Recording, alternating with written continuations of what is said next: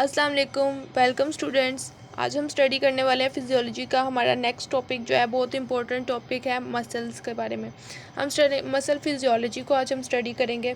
तो muscle basically क्या है, कनेक्टिव टिश्यू है, एक्साइटेबल होता है केमिकली, इलेक्ट्रिकली या मैकेनिकली, और एक्शन पोटेंशियल जनरेट करता है। और इसकी सेल मेम्ब्रेन्स जो है वो सेल की इसके अलोंग एक्शन पोटेंशियल की जनरेशन होती है किसी भी जब स्टिमुलस अराइज होता है।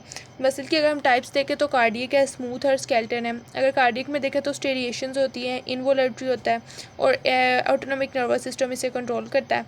और स्मूथ मसल की बात करें तो उसमें कोई स्टेरिएशंस नहीं होती, यूनिटरी टाइप या इनवोलेंट्री होता है। और ये इसे भी एएनएस कंट्रोल करता है। और ये दोनों कलेक्टिवली 10% बॉडी का मसल्स का बनाते हैं, और 40% जो मसल्स बनते हैं वो है स्केलेटल मसल्स। और स्केलेटल मसल्स के अंदर क्रॉस स्ट्रिएशंस होती हैं, ये वोलेंट्री होते हैं, और सिमेट्रिक नर्वस सिस्टम कंट्रोल करता है। अगर हम मसल की मॉर्फोलॉजी या फिर फिजियोलॉजिकल एनाटॉमी की बात करें तो मसल के अंदर होता है मसल बंडल्स। मसल बंडल को हम फेसिकल्स भी कहते हैं, और फिर उसके अंदर होता है मसल फाइबर, जिसे हम मसल सेल्स या मायोसाइट्स बोलते हैं।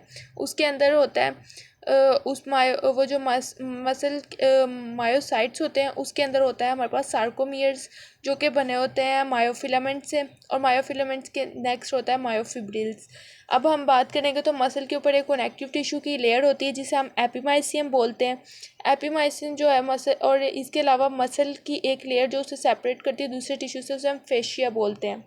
अब मसल बंडल के ऊपर जो लेयर होती है वो पेरीमाइसियम है, और मायोसाइट्स के ऊपर जो लेयर होती है वो एंडोमाइसियम है।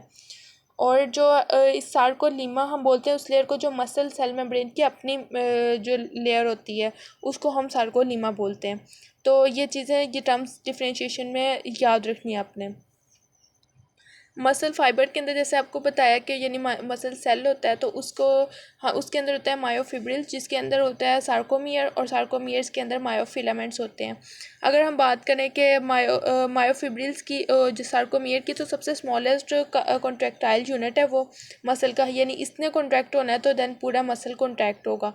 सार्कोमियर के अंदर मायोफिलामेंट से बना होता है। मायोफिलामेंट में 1500 मायोसिन फिलामेंट्स होते हैं, 3000 एक्टिन फिलामेंट्स होते हैं। और जो इसके अंदर क्या उसे कहते हैं, इसकी कॉन्ट्रैक्टाइल एक्टिविटी होती है वो डिपेंड करती है मायोसिन और ट्रोपोमायोसिन, ट्रोपोनिन, एक्टिन, इनकी उस एक्टिविटी के ऊपर डिपेंड करती है। अगर हम लाइट माइक्रोस्कोप के अंदर इसकी स्टेरिएशंस को स्टडी करने की कोशिश करें तो हमारे पास दो तरह के बैंड्स अपीयर होते हैं। एक डार्क बैंड होता है और एक लाइट बैंड होता है। जो डार्क बैंड होता है वो आई बैंड हम उसको बोलते हैं, ए बैंड बोलते हैं, और जो लाइट बैंड होता है वो हम उसको आई बैंड बोलते हैं। और वो आइसोट्रोपिक होता है, लाइट के लिए पोलराइज होता है, और ए बैंड एनआइसोट्रोपिक होता है। आई बैंड में देखें तो एक्टिन फिलामेंट्स होते हैं उसके अंदर, और उसके दरमियान जो उसको लाइन सेपरेट कर रही होती है दो आई बैंड्स को, तो वो हम उसको जी लाइन या जीविश बोलते हैं, जिसका मतलब होता है इन बिटवीन।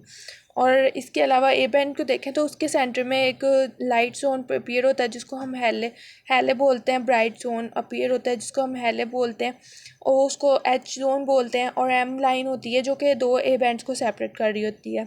और इसके अलावा अगर हम देखें तो ए बैंड में मायोसिन होती है और टेल ऑफ एक्टिन फिलामेंट्स होती हैं। और जो एक्टिन फिलामेंट्स होते हैं उसके ऊपर ट्रोपोनिन की एक लेयर होती है, ट्रोपोमायोसिन की एक लेयर होती है, और उसके ऊपर एक ट्रोपोनिन होती है जो कि जिस ट्रोपोनिन भी आगे फर्दर 3 उससे बनी होती है प्रोटीन मॉलिक्यूल से, जैसे ट्रोपोनिन आई, ट्रोपोनिन सी और ट्रोपोनिन टी बोलते हैं। इस तरह अब ये देखिए मैंने एक डायग्राम बनाई है, इसके अंदर आप देख सकते हैं कि ये है ए बैंड, ये है आई बैंड, और ये जो है ये एक्टिन फिलामेंट्स हैं, और ये मायोसिन फिलामेंट्स हैं।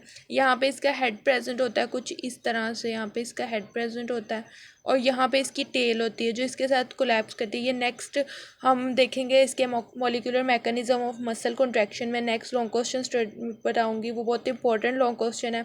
उसके अंदर मैं इसका पूरा मैकेनिज्म बताऊँगी कि किस तरह ये कॉन्ट्रैक्ट करते हैं। और इसके अंदर ये एच जोन है, जो ये यहाँ से थोड़ी बहुत लाइट पास हो जाती है, ये बाकी वाले हिस्से से बिल्कुल भी नहीं ए बैंड के पास होती, इसीलिए ये जो होता है एच जोन को हम हेले मीन्स ब्राइट बोलते हैं।